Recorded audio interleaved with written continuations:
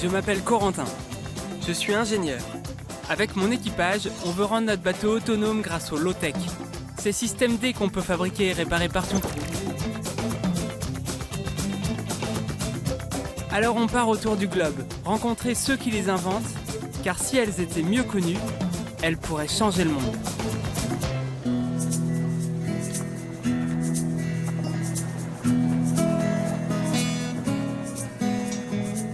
Nomades des mers s'enfoncent dans la mangrove.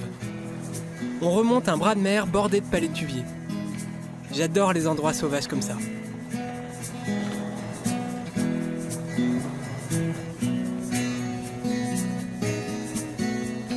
C'est le delta du Sine Saloum, au Sénégal. On est juste au nord de la frontière avec la Gambie.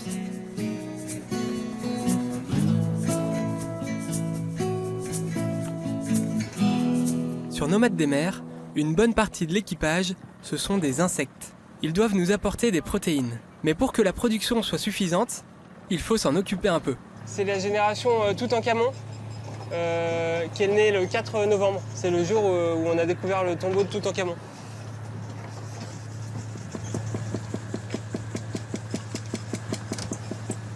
Ça, c'est des vers qu'on mange parce que c'est plein de protéines. Et quand ils sont au stade adulte, ça devient des espèces de scarabées comme ça. Des ténébrions, ça s'appelle. Et là, je regardais le bac où il y a tous les ténébrions, donc la version adulte. Et je me suis aperçu qu'il y en a plein qui étaient morts, en fait. Je pense qu'ils vivent que 6 mois et c'est pour ça qu'ils sont morts. C'est pas de notre faute. Faut pas s'en vouloir. Du coup, je suis en train de trier. Les morts, je les donne aux poules. Et pour que la quantité d'adultes elle soit plus importante, parce que là, il en reste plus beaucoup, tous les vers qui sont quasiment à l'âge adulte, je vais les laisser grandir. Comme ça, on aura une plus grande population de vers.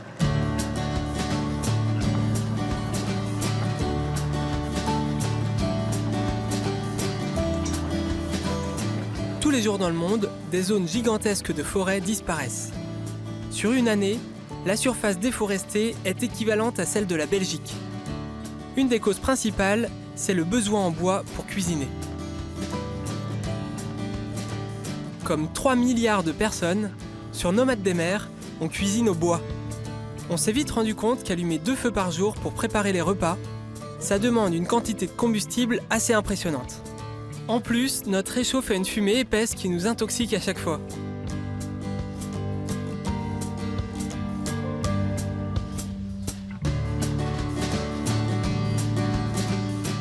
En cherchant des alternatives au bois, on a entendu parler du charbon vert.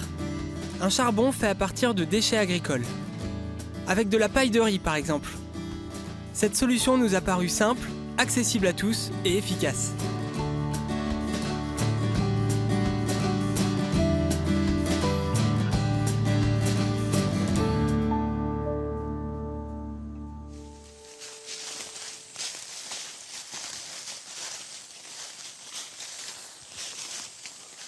Cette technique se développe en parallèle dans plusieurs régions du monde.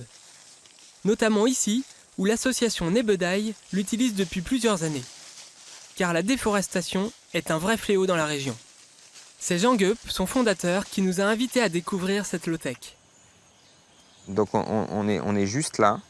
Et donc je voulais un peu vous montrer la forêt de Sangako. En fait, ce qui se passe chez nous au Sénégal, c'est que chaque jour, on perd 300 terrains de football de forêt tous les jours.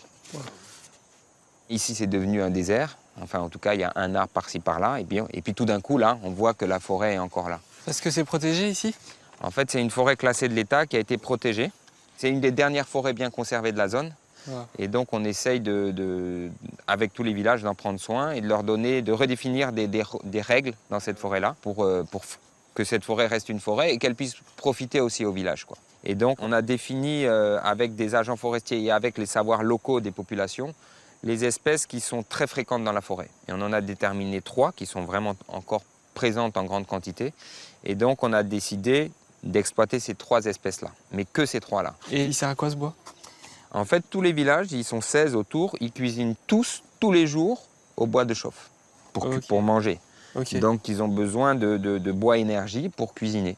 Et c'est ces mêmes choses qui ont provoqué toute la déforestation dont tu parles?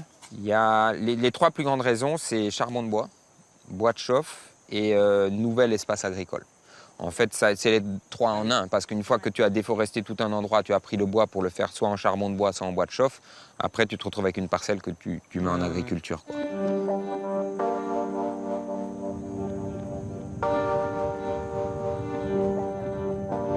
40% de la forêt sénégalaise a disparu, partie en fumée, dans les 50 dernières années.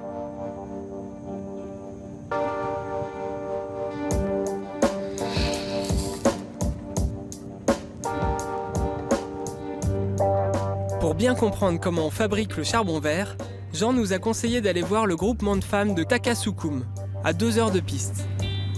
Il y a 16 groupes de femmes qui se répartissent les différentes étapes de la fabrication à la vente du charbon vert.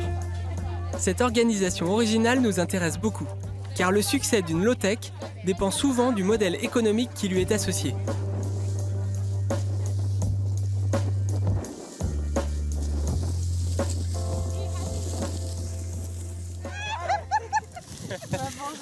Génial, ils utilisent la paille qui reste dans les champs pour faire leur charbon. C'est gratuit et il y en a de grandes quantités. Ça, c'est bon ou quoi? Ouais, du maïs. Wow, bah bravo, hein. Et vous faites ça tous les jours? Tous les jours, vous ramassez de la paille? Chaque jour. Ça fait beaucoup de monde. Oui, c'est le village. On contacte aujourd'hui. J'attends de me prendre toute la paille, moi. Il faut mettre la paille dedans? Oui, il faut changer, oui. Oui, oui. Comme ça? Oui.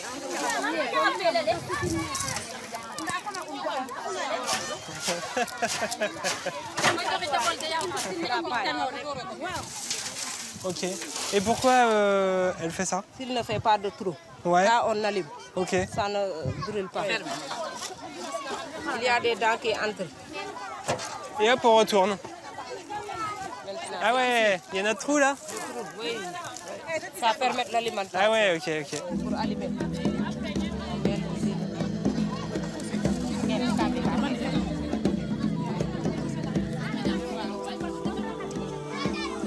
Vous avez vu? Ouais, C'est comme ça. ça va vite.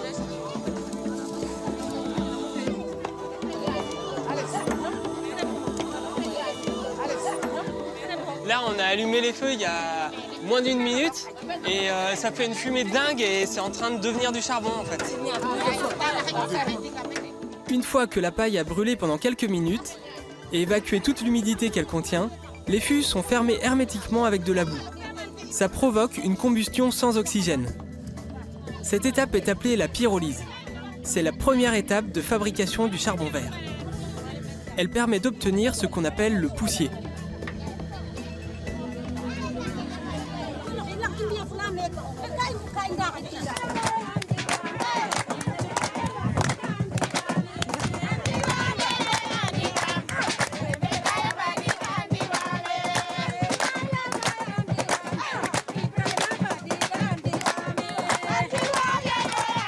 C'est incroyable l'énergie qu'ont ces femmes et la bonne humeur qui se dégage.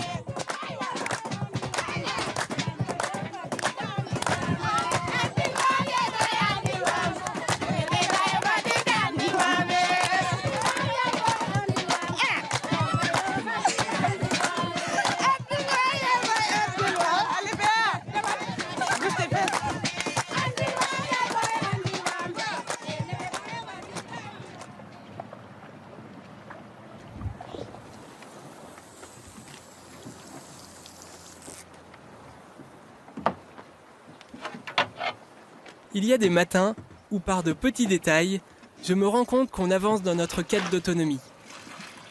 On a l'impression de vivre dans un écosystème. Il y a les plantes, les poules, les insectes, les vers, les champignons et nous les hommes. Même si tout ne marche pas comme on veut, on avance dans la bonne direction.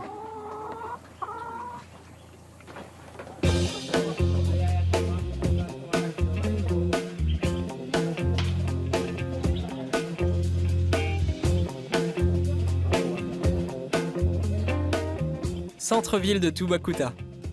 C'est ici que se trouve le siège de l'association. On va découvrir les dernières étapes de la fabrication du charbon.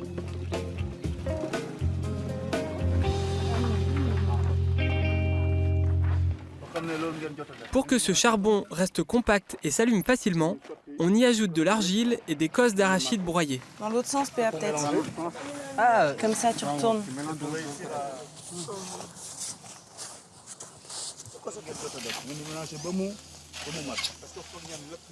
Le mélange obtenu est ensuite humidifié et passé dans une presse pour être découpé en briquettes.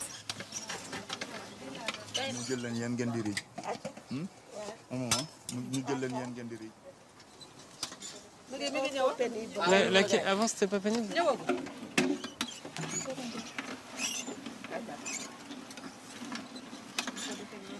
C'est combien de temps par jour? On prend 2 heures à 3 heures de temps. tous les jours. Tous les jours. Ouais, tous les jours. On fait 85 bahts, 85 ou bien 100, on arrête. Je sais pas si j'aide vraiment là. Alors Hélène, est-ce que vous allez pouvoir l'embaucher du coup? Oui, on peut la prendre. Ouais. Ouais.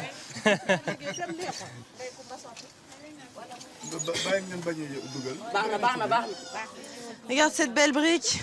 Elle est magnifique.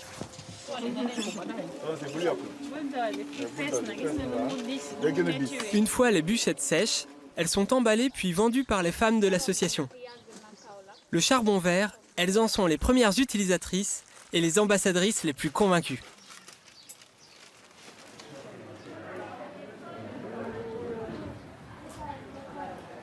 Vous avez constaté. Ouais. Arrivé ici, nous, Oui, c'est pénible. Moi, je suis fatigué, par exemple. nous sommes les premiers à publiciter le charbon. Il faut éduquer les autres à le consommer. C'est plus durable. Ouais. Ça ne donne pas de maladie parce que c'est du bio-charbon. C'est du bio. Tout ce qui est bio est naturel. C'était quoi les problèmes de maladie avec le charbon de bois avant? Ça fume. Et la fumée là peut entraîner de l'asthme. Le charbon ne fume pas. Il faut sensibiliser les gens petit à petit. Et petit à petit, l'oiseau fait son nid. Ouais. Petit à petit, l'oiseau fait son nid. C'est dur à changer. Oui, c'est dur à changer, mais on ne cessera jamais de sensibiliser. Ça ne sera pas facile, mais on ira jusqu'au bout.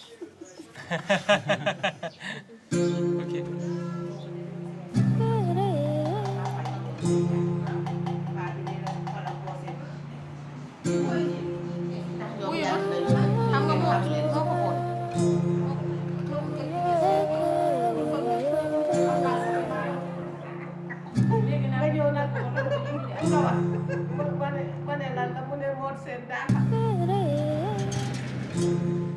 Fabriquer le charbon, c'est une tâche de plus dans la journée de ces femmes.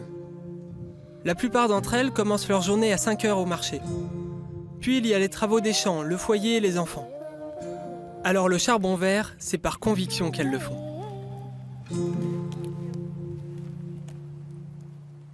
C'est Fatou, la coordinatrice de l'association, qui les aide et les encadre.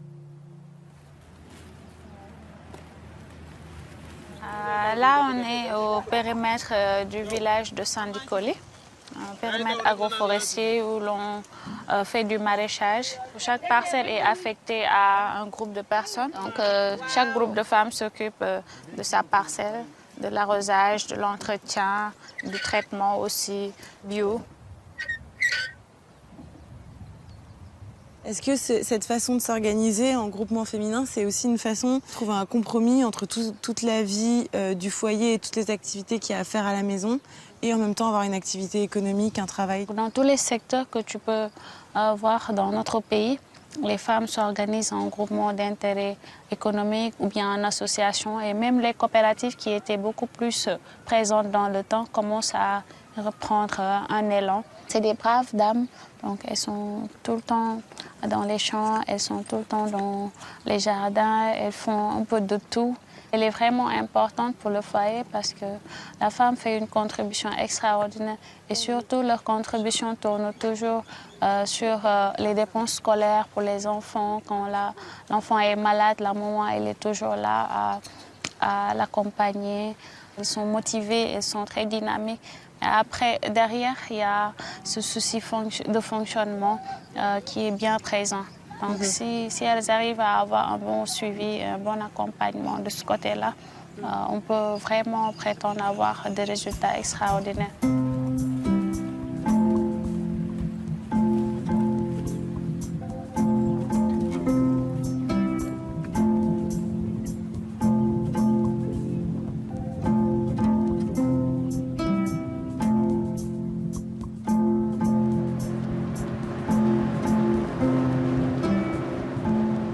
Au sein de l'association de Jean, on prend soin de la région comme d'un tout.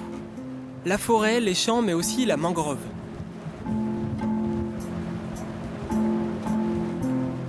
Au cœur de cet écosystème, il y a un arbre, le palétuvier. Il peut survivre malgré la salinité de l'eau et offre un endroit parfait pour la reproduction de nombreuses espèces d'oiseaux et de poissons. Attention, il y a un peu des coquilles au fond là. Faut marcher avec souplesse quoi.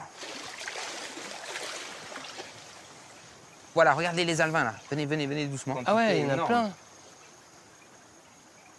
En fait, du fait qu'il n'y ait pas beaucoup d'eau, tu vois, les grands prédateurs, en fait, il n'y a plus d'eau là. Si tu veux, pour arriver là, ils n'y arrivent pas, tu vois. Donc, les femelles viennent vraiment pondre au plus profond des petits bolons. Et donc, les alevins, ils arrivent à grandir dans un milieu naturellement protégé des prédateurs.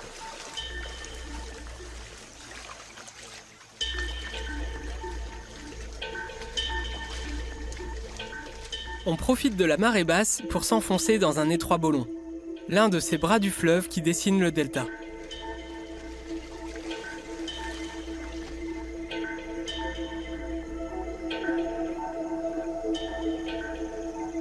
Là, alors là, ça a dû être un truc rigolo. Je pense qu'il y a quelqu'un qui a dû passer ici. Et il a continué. Exactement. Incroyable comment la vie, là, elle a tellement voulu vivre que, en fait, l'arbre, il a réussi à gérer le virage à 180 degrés. Et Sa petite sœur a eu moins de bol. ouais, sa petite sœur a eu beaucoup moins de bol, quoi.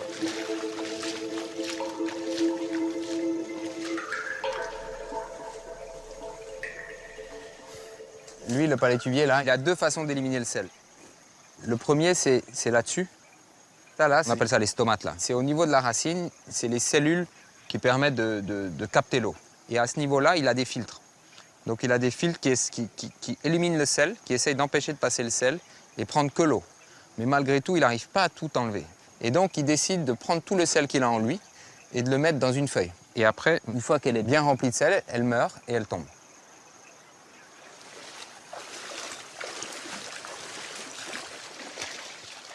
Au cas où j'aurais le mal du pays, Jean m'a réservé une surprise. Au mois de juillet, août, septembre, les eaux deviennent très chaudes. Et c'est à ce moment-là où en fait les huîtres se reproduisent.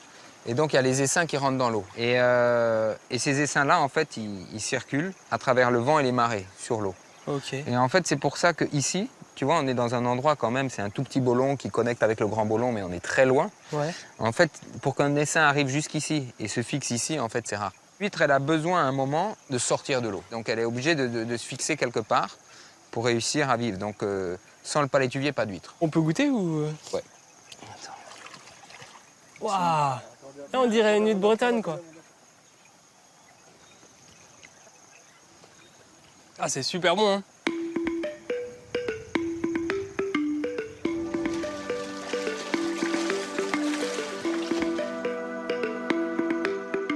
On veut profiter de cette escale pour changer notre mode de cuisson. On hésite entre le réchaud à économie de bois et un réchaud à charbon vert. Pour voir lequel est le plus adapté, on organise une compétition. On est en train de fabriquer un prototype de rocket stove. C'est un type de réchaud amélioré. Alors c'est un coude comme ça qui est à l'intérieur et autour une boîte de conserve. Et ça consomme assez peu de bois parce qu'il y a l'air qui arrive là, il y a une bonne ventilation, le bois est au-dessus et donc ça brûle à l'intérieur et autour c'est isolé. Et c'est pour ça que ça consomme assez peu de bois.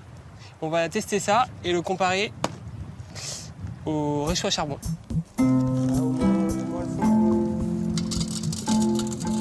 on va comparer les performances des deux types de réchaud. On voudrait savoir lequel chauffe le plus vite, consomme le moins de bois et fait le moins de fumée.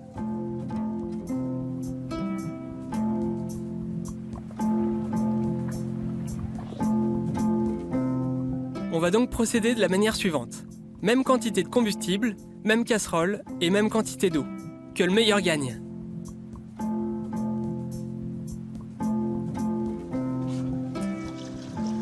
C'est parti. Tu peux noter qu'il est 9h56. C'est parti. C'est allumage des réchauds. Ok. Donc Coco met la casserole à 9h58. Ouais, il est 9h57 sur mon téléphone. Ah ouais, une... Mais bon, et ça, dans votre bateau, là, il faut pas faire ça en intérieur, hein, sinon vous allez plus rien voir. Voilà.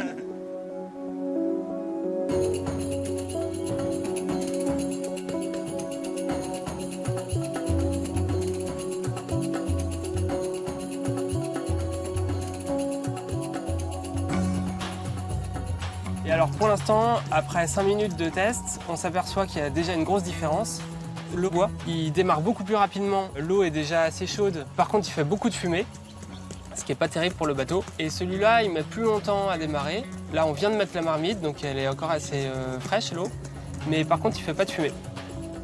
Quelle heure il est, PA, là? Il est 10h07. Dans 1 minute, on peut reprendre la température. Ça va pas loin Ça va pas d'ébullition, tarder, hein. ouais. Ça va super vite. 66,7. Et là, on est à 44,8.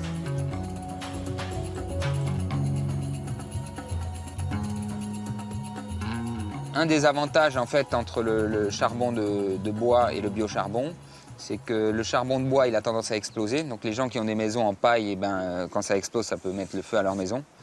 Et le biocharbon, en fait, il n'explose jamais. Donc il y a des femmes à Kaolack qui ont changé leur habitude. Elles vont chercher leur enfant à l'école, elles laissent mijoter, chose qui n'était pas possible avant, quoi. Et donc, nous, on dit toujours, notre biocharbon, en fait, il sauve 2 fois la forêt. Il la sauve une première fois parce que le fait de prendre la paille, on empêche le feu de brousse dans la forêt. Le feu de brousse, en général, quand il passe la forêt, il ne tue pas les grands arbres. Par contre, tous les jeunes arbres, ils meurent. Et la deuxième chose, c'est qu'avec 1 kilo de charbon, de biocharbon, on arrive avec 1 kilo de biocharbon à cuisiner la même chose qu'avec 1 kilo de charbon de bois. Et pour faire 1 kilo de charbon de bois, il faut 5 kilos de bois. Ah ouais, ok, 5 Donc, kilos de bois. à chaque fois que tu cuisines avec 1 kilo de biocharbon, ben, tu as sauvé 5 kilos de bois, donc tu peux le ramener en arbre. Ouais, c'est clair. Et donc, voilà, donc, tu sauves, tu empêches le feu de brousse et tu empêches qu'on coupe les arbres pour faire du charbon de bois.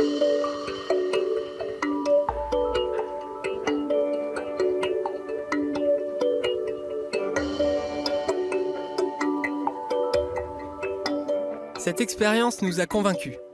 On va embarquer le réchaud à charbon vert sur Nomade des mers. Il a beau chauffer moins fort, on préfère éviter de continuer à s'intoxiquer avec les fumées du bois. Et surtout, ça nous permettra de lutter contre la déforestation.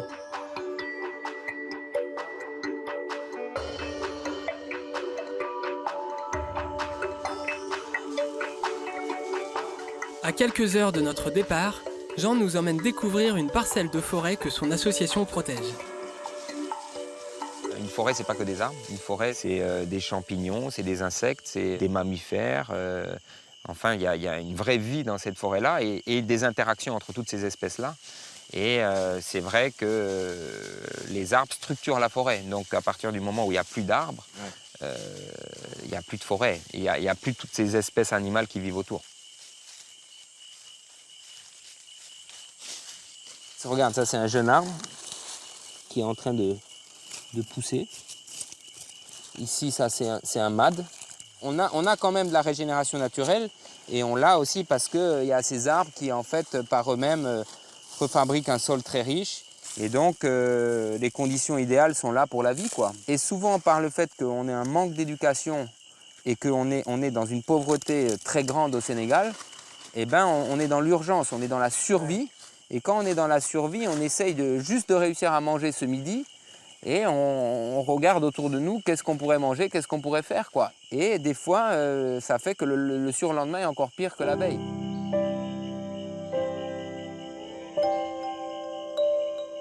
On aura beau dire aux hommes qu'il faut respecter la nature, quand leur survie est en jeu, les discours ne tiennent plus. À Tubacuta, on a compris que la solution, c'est pas simplement une low-tech. Si la technique du charbon vert n'était pas inscrite dans une économie adaptée à la culture locale, ça ne marcherait pas. Car ce sont ces femmes, leur volonté et leur bonne humeur qui feront revivre la forêt.